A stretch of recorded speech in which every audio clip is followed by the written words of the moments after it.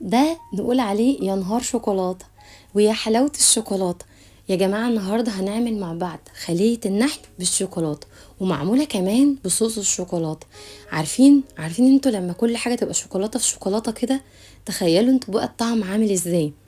طعمها حلو جدا، وبجد انا حاسة ان العجينة كانت طيعة وهشة كده، وما فيهاش اي حاجة صعبة علينا خالص. بصوا الحلاوة بتتكلم عن نفسها. ما تيجوا نحضرها سوا. اول حاجه انا جبت هنا ايه، جبت كده معلقه من الخميره على معلقه من السكر وشويه من اللبن الدافي، وعلشان اتاكد من تفاعل الخميره هسيبها على جنب. وبعدين كوبايه من اللبن الدافي على نص كوبايه من الزيت، وربع كوبايه من الميه الدافيه، واربع معالق كبار من الكاكاو الخام.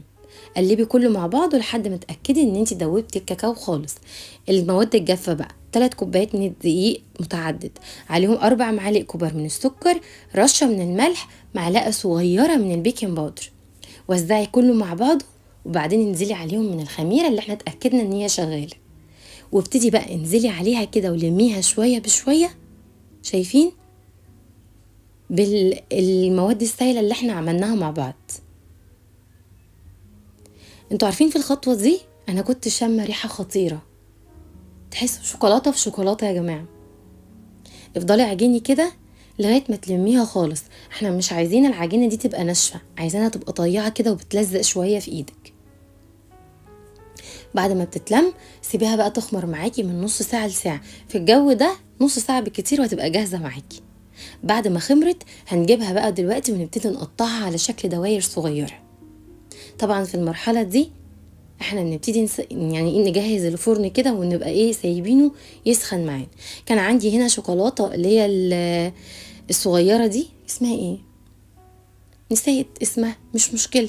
الشوكولاته اللي هي تبقى الصغيره دي حطيتها. انت ممكن تحشيها اي نوع شوكولاته عندك، واعمليها بكفه ايدك بالشكل كده لغايه ما تكوري الكوره اللي انت عايزاها. بتجيبي الصينيه بتاعتك وتحطيها دهنه من الزيت وتسيبيها تاني ترتاح ربع ساعه. بعدين هندخلها الفرن. اول ما تحسي ان هي هتعرفي ازاي ان هي استوت، اما تعملي بالشكل ده وتلاقي فيه خيوط كده ما بين القطعه وقطعتها، اعرفي ان هي استوت. ودهنيها من الوش كده بزبده. وبعدين بعد ما بتدهنيها كلها بالزبده بعد ما بتطلع من الفرن تقعد في الفرن 10 دقايق ربع ساعه بالكتير. غطيها تاني علشان تبقى طريه معاكي. ايوه شوكليت شيبس. بصوا بقى شيبس، بصوا صح ازاي، خطيره، لازم تجربيها.